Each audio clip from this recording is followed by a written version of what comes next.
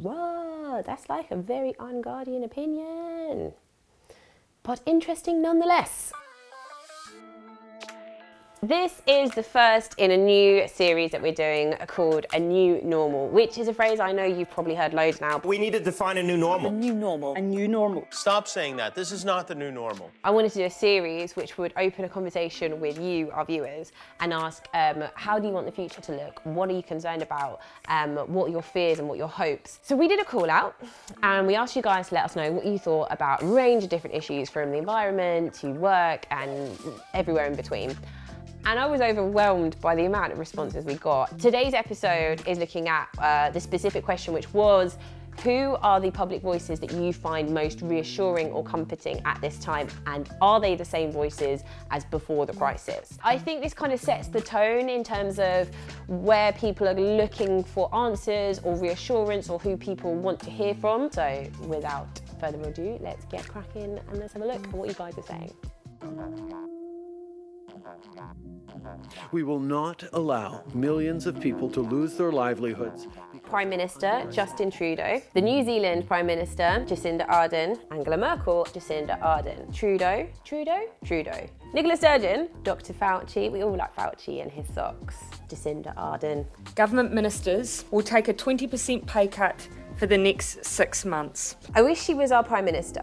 She has everything our leaders lack: humanity, empathy, transparency and compassion. You'll be pleased to know that we do consider both the Tooth Fairy and the Easter Bunny to be essential workers. I find politicians to be hard to trust, so concerned they are for their own position. The government's press conferences are a joke and they are so transparently out of their depth. I have not found Boris Johnson, Matt Hancock or Dominic Raab assuring at all. The message remains: stay at home to protect the NHS and save lives, unless you're in the Isle of Wight.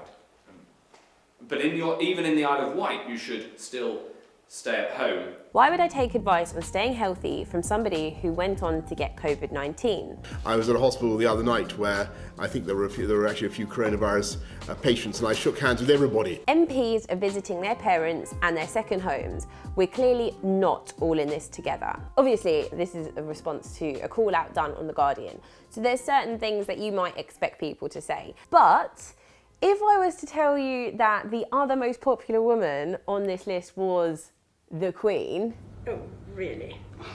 Please. Boo. That might sound a little bit more surprising. I hope in the years to come, everyone will be able to take pride in how they responded to this challenge. And those who come after us will say the Britons of this generation were as strong as any.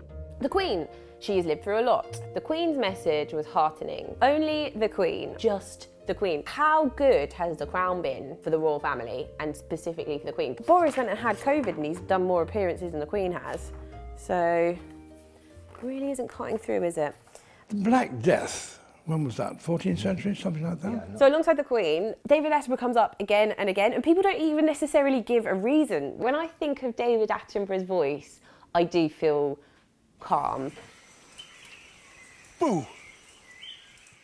Then we get to a person that I was actually genuinely surprised to see this name appear quite so many times. This is the problem, isn't it? There is no clarity. It's a load of old flannel talking about controlling the virus, and you, as a leading, high-profile Conservative politician, haven't got a clue. Oddly, Piers Morgan has been on the side of the Angels for once. Who knew?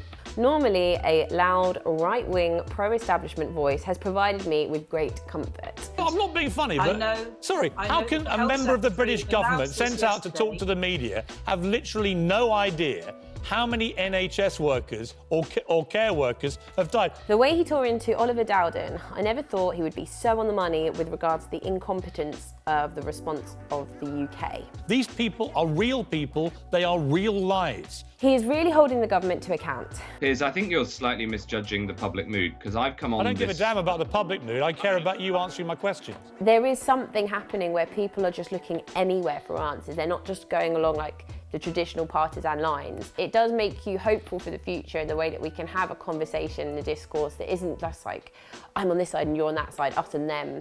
I'd say that the last section is probably the one that I relate to the most. Social distancing, exclamation mark. I have found people making fun of the situation somewhat comforting. There is truth in comedy and they call out the lies. 8 out of 10 cats. Frankie Bob, have I got news for you? Russell Brand, keep still, don't grumble, bloody dog. Chris Morris, Trevor Noah. This is the Daily Social Distancing Show with Trevor Noah. Do we stay inside forever and become a race of mole people who only leave the house for more toilet paper? This person says that Harry Enfield in The Windsors really calms me down. And you know what that is? That's comedy meets the royal family. Maybe we just all need to watch The Windsors. Wouldn't you rather just get a job? Waiting to be king is a job. No, it's not. Well, someone's paying me 19 million quid a year to do something. Celebrities can get in the sea. Yeah, people are gonna die. It's just terrible, but like, inevitable?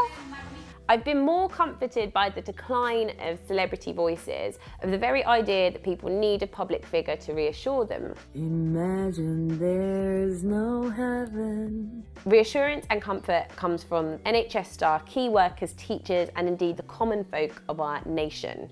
We should never forget this. I did ask about public voices because I kind of wondered what collective things people were looking at. And so many people came back and said, actually, it is the nurses who are on TV, it's the doctors who are, you know, speaking, who I look to. And I kind of think, yeah, that's kind of so obvious. I can't believe I limited it to public voices. Okay. I'm a critical care nurse. I've just finished 48 hours of work. I just don't know how I'm supposed to stay healthy.